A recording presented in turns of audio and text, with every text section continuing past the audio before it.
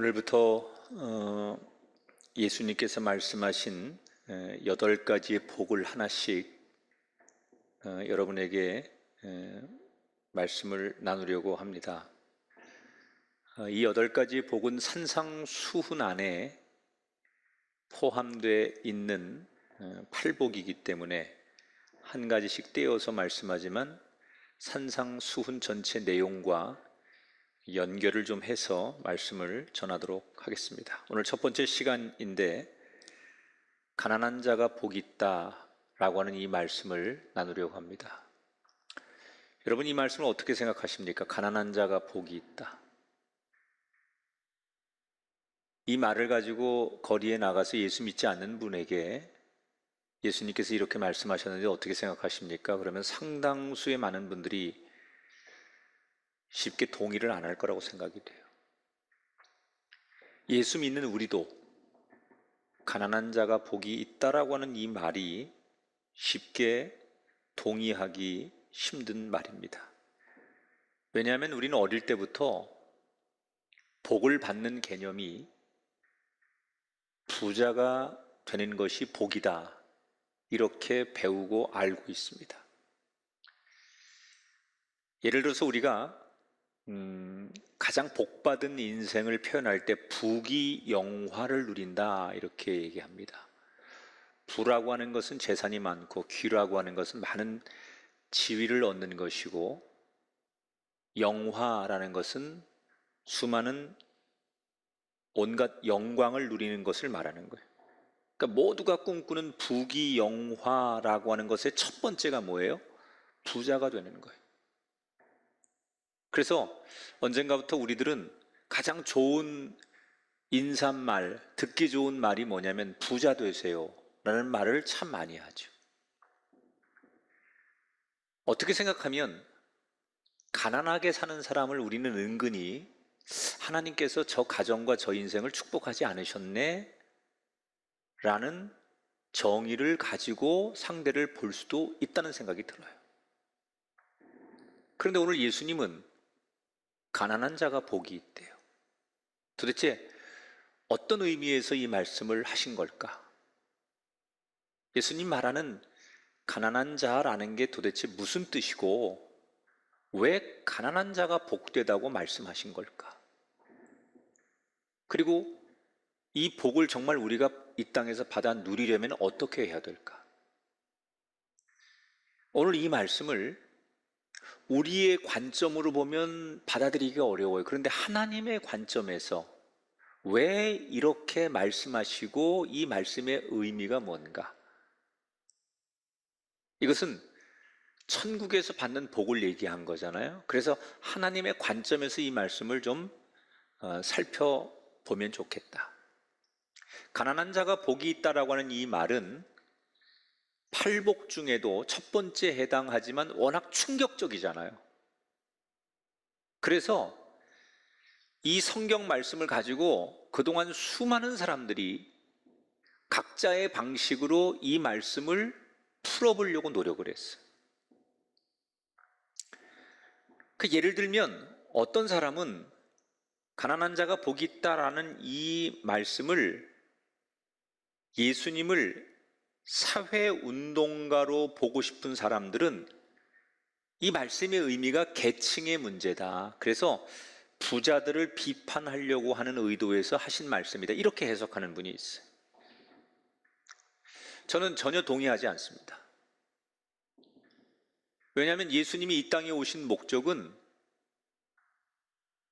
우리의 심령을 구원하려고 오신 거고 우리의 심령을 변화시키기 위해서 오신 거예요. 그렇기 때문에 예수님의 이야기는 어떤 말씀이든지 먼저 심령의 문제로 접근하고 살펴봐야 돼요. 영적인 문제로 접근하지 않고 이것을 사회운동의 문제 또는 계층의 문제, 구조의 문제로 보면 안 된다는 거예요. 그래서 가난한 자가 복이 있다라고 하는 이 말씀도 저는 영적인 해석으로 하지 않으면 풀릴 수가 없다. 그러면 예수님 말하는 가난한 자라는 이 표현이 영적인 문제라는 건데, 예수님 당시 유대 사회는 그때다 지금이나 부자와 가난한 자가 항상 존재하죠. 예수님 당시에도 부자들이 있었어요. 근데 이 사람들의 특징은 뭐냐면 자기들이 부유한 것에 대한 자랑을 하고 늘 사는 거예요. 다시 말하면 자존감이 굉장히 높은 거예요. 자기가 얻어놓은 또 쌓아놓은 창고를 보면서 내가 이렇게 대단한 존재인데 누가 나를 함부로 할 수 있어? 내가 어떤 사람인데? 이렇게 자기가 이루어 놓은 성과에 만족하면서 자기 도취에 살던 사람들이 예수님 당시의 부자들의 특징이었다는 거예요. 그런데 가난한 사람들은 좀 달랐어요. 항상 현실의 벽에 부딪히고 자신의 뜻대로 되지 않으니까 나는 아무것도 아니구나. 나는 부족함이 많은 사람이구나. 그래서 자신의 가난 때문에 오히려 자신의 연약함을 하나님 앞에 내어놓고 하나님께 겸손하게 울부짖을 수 있는 사람들. 예수님이 말하는 영이 가난하다라는 얘기는 내가 늘 부족하고 목마르기 때문에 하나님 앞에 나와서 하나님 없이는 내가 살 수 없습니다라고 고백하며 사는 사람을 얘기하는 거예요. 부자들이 자기 자존심, 자랑거리가 많아서 하나님 없이도 돼. 누가 내 인생에 터치를 하고 누가 내 인생에 태클을 걸 수 있어. 내 인생 내가 마음대로 할 수 있고 내가 마음먹은 대로 되는 게 내 인생이야. 이렇게 사는 부자들의 생각과 달리 가난한 자들의 마음은 내가 아무 능력이 없으니, 내가 할 수 있는 게 없으니 하나님이 주시는 은혜 아니면 난 살 수 없습니다. 그래서 하나님을 더더욱 바라볼 수밖에 없는 심령. 성경에서 말하는 이 가난한 자라는 것은 바로 그런 것을 얘기하는 거예요. 오늘 본문 5장 3절을 다시 한번 읽어볼게요. 심령이 가난한 자가 복이 있나니 천국이 그들의 것임이요 그랬어요. 자기의 자랑,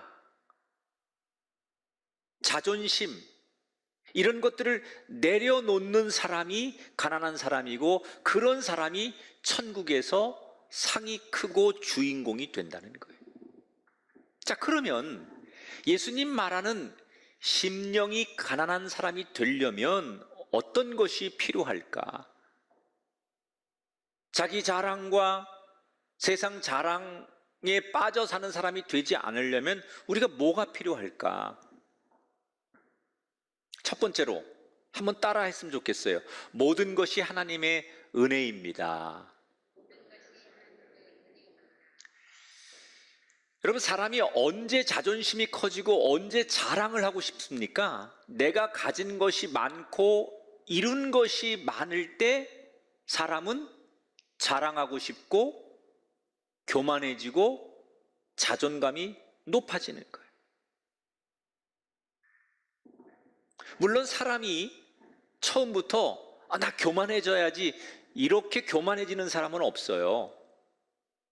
처음에는 성공을 하고 얻은 것이 많고 결과가 있어도 내가 겸손해야지, 감사해야지 이런 마음을 다 갖습니다. 그런데 시간이 지나면서 내가 얻은 것이 많아질수록 그것과 비례해서 마치 가랑비에 옷이 젖듯이 서서히 내 마음에 이런 자랑과 교만이 스며들어서 내 마음이 바뀌는 거예요.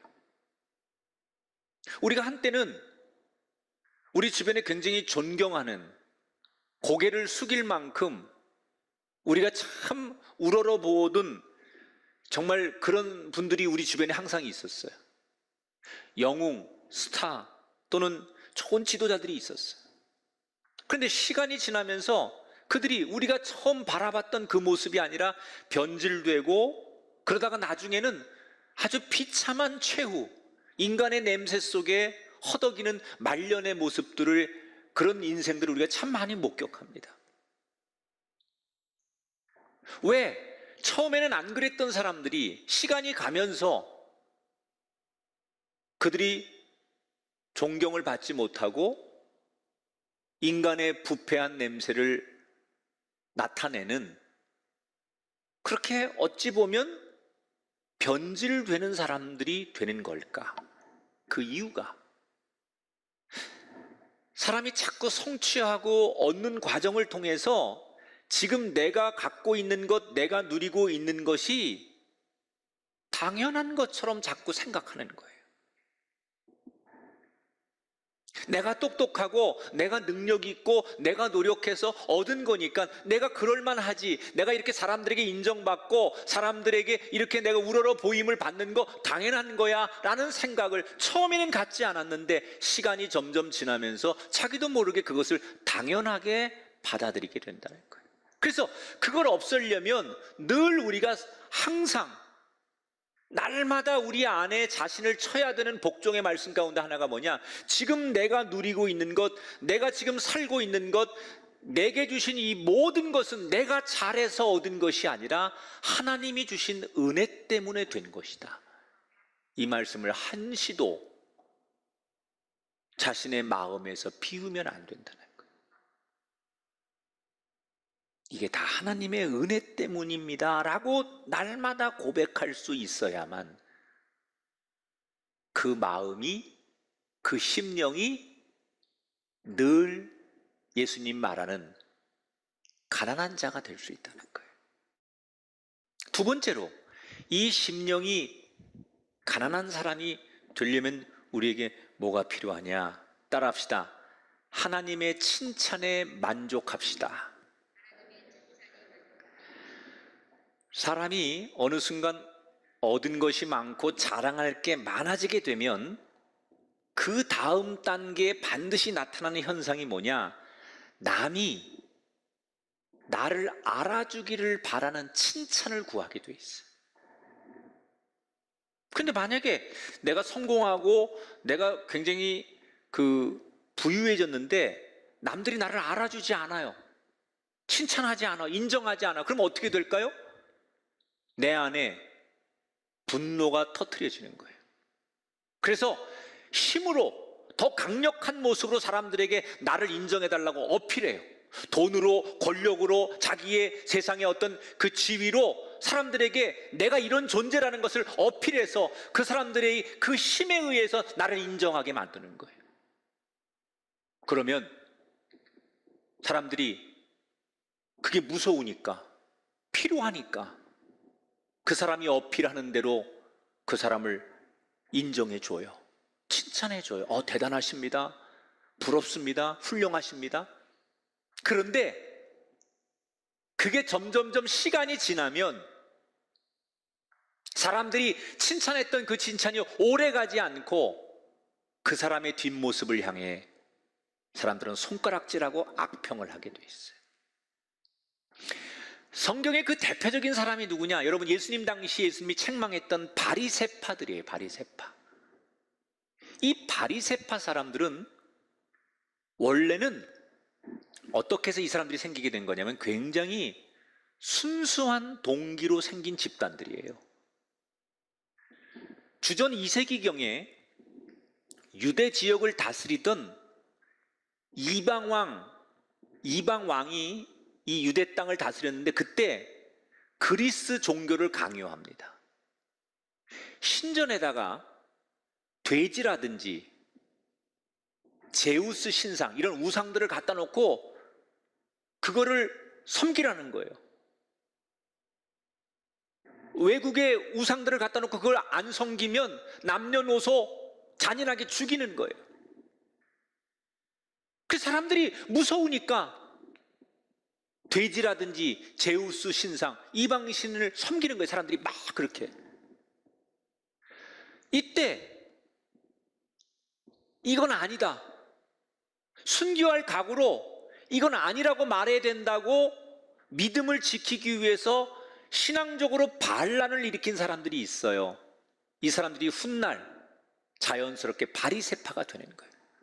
그래서 초창기에 이 바리새인들은, 바리새라는 이 뜻이 구별된 자라는 뜻이거든요. 그러니까 누가 봐도 달라 그런 뜻이거든요, 이 사람들이. 그래서 초창기 바리새인들은 세속의 문화를 거부하고 세상 사람들의 힘에 굴복하지 않았던 사람들이에요. 어떻게 하면 하나님 주신 율법대로 살아야 되고, 그 말씀 앞에 우리가 경건을 지키고 살아야 되고, 그래서 그 율법을 지키기 위해서라면 우리가 이런 규칙들을 우리끼리 지키는 게 좋겠다 해서, 그래서 그들이 율법의 새로운 규칙들을 또 만드는 거예요. 그리고 처음에는 그들이 그 율법을 잘 지키고, 그들이 만든 교리를 잘 지키고 구제하고 기도하는 일에 모범이 됐던 사람들이에요.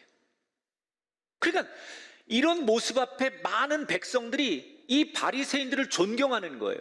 감동을 주니까 많은 사람들이 나도 바리새인처럼 살고 싶어, 그래서 바리새인들 그룹으로 들어가요. 그래서 바리새파가 되는 거예요. 파가. 당시 예루살렘 인구가 예수님 당시 2만 5천 명에서 3만 명 정도 되었는데, 바리새파 인구가 전성기 때 이스라엘 전역에 6천 명쯤 됐대요. 그러니까 굉장한 그 파워를 가진 집단이 된 거죠.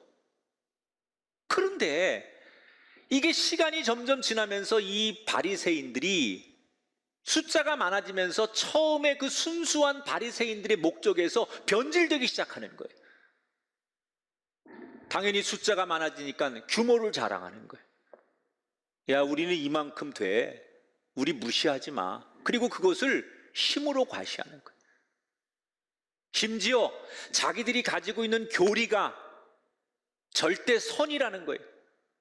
다른 사람들의 그 규칙 따위는 인정하지 않아요. 우리가 숫자가 많고 우리가 과거에 이랬던 사람들이기 때문에 우리가 만든 이 법이 절대 선이야, 다른 것은 악이야, 이렇게 구분하고 그 안에서 자기들끼리도 누가 크냐, 누가 옳으냐를 가지고 경쟁하다 보니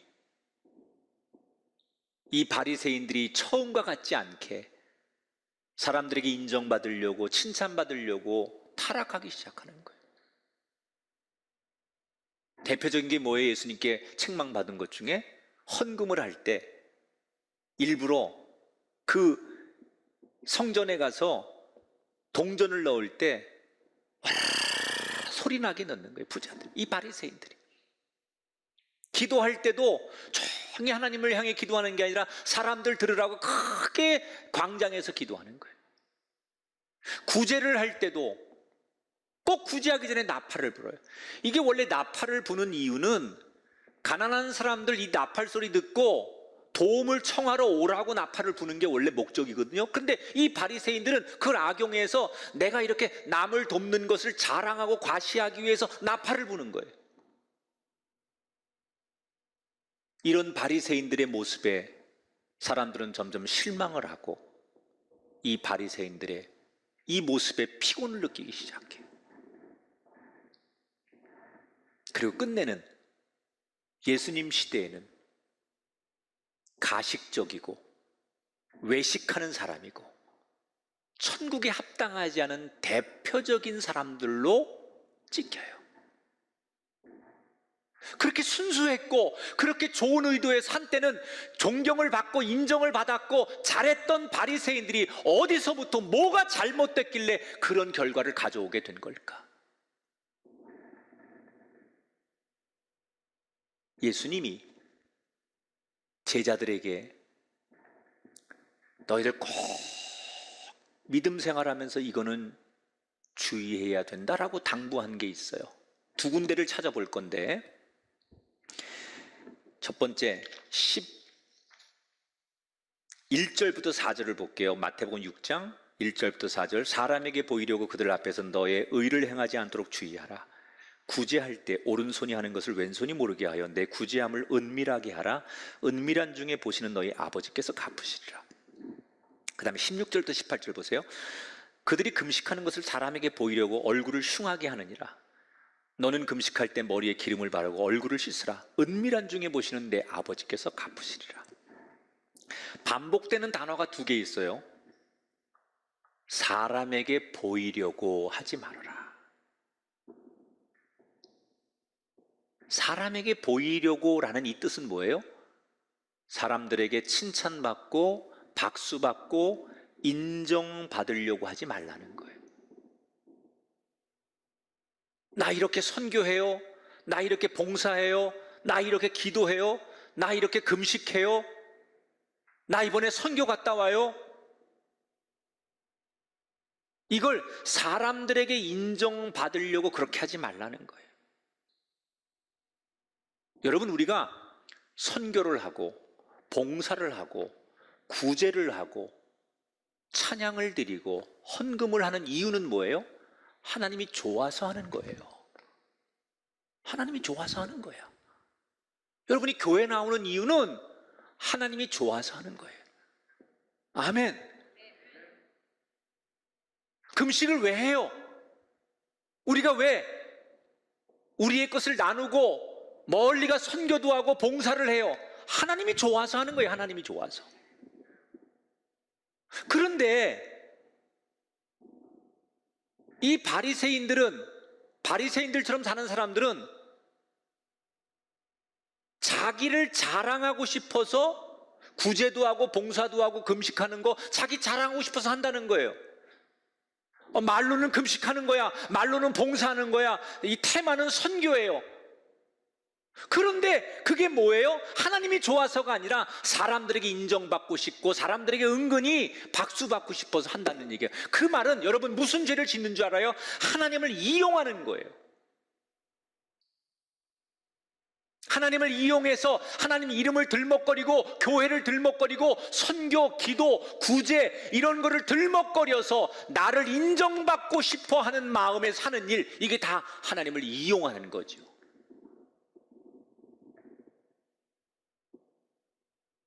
예수님이 제자들에게 절대로 구제, 기도, 봉사 이 모든 것들을 할 때 사람에게 보이려고 하지 말아라.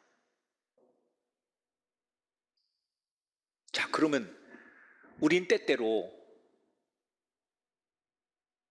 그래도 뭔가 내가 한 흔적을 남기고 싶은 마음이 있잖아요. 그게 우리 인간의 욕구잖아요. 근데 하나님이 예수님이 걱정하지 말라는 거예요. 뭐라고 말하느냐? 반복되는 말이 또 하나가 있어요. 은밀한 중에 보시는 내 아버지께서 갚으시리라. 사람들이 몰라줘도 하나님이 보시고 칭찬하시면 된다는 거예요. 왜? 사람들은요, 어제 나한테 상을 줬다가도 오늘 뺏는 게 사람이에요. 오늘 막 그렇게 나를 향해 환호했다가도 내일 돌아서고 변하는 게 사람이에요. 그러나 하나님의 칭찬과 하나님의 상은 영원합니다. 변하지 않습니다. 늘 기억됩니다. 그래서 예수님은 말씀합니다. 사람이 아닌 하나님의 칭찬을 구하라. 지금도 우리에게 이 말씀이 너무나 중요해요.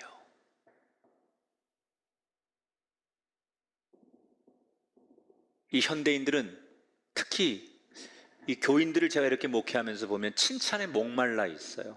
그래서 제가 목사님들에게 교인들 격려와 칭찬을 많이 해주세요. 그런 얘기 가끔 하는데 우리 유명한 베스트셀러 가운데 칭찬은 고래도 춤추게 한다 그런 말이 있잖아요. 근데 이게 그 경계선을 넘으면 자기를 과시하고 인간적으로 인정받고 그런 목적이 되면 대단히 위험해지는 거예요. 내가 우리 교회에서 몇 년을 봉사했는데 내가 이 성가대에서 어떤 헌신을 했는데 여기는 내가 초창기부터 한 번도 내가 여기 놓지 않은 자리야.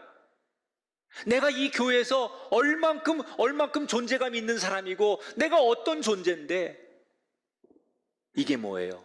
자기 자랑, 자기의 자존심에 잡혀서 하나님 나라에서 받을 상을 내버려 치는 거예요.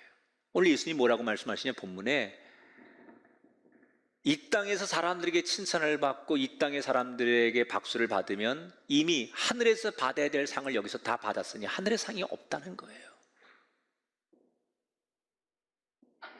천국의 상은 이 땅에서 당연히 받아야 될 걸 덜 받는 사람이 받는 것이 천국의 상이에요. 나를 철저히 낮추고 오직 하나님만을 가장 높이 모시는 곳, 그곳이 천국인 줄 믿습니다.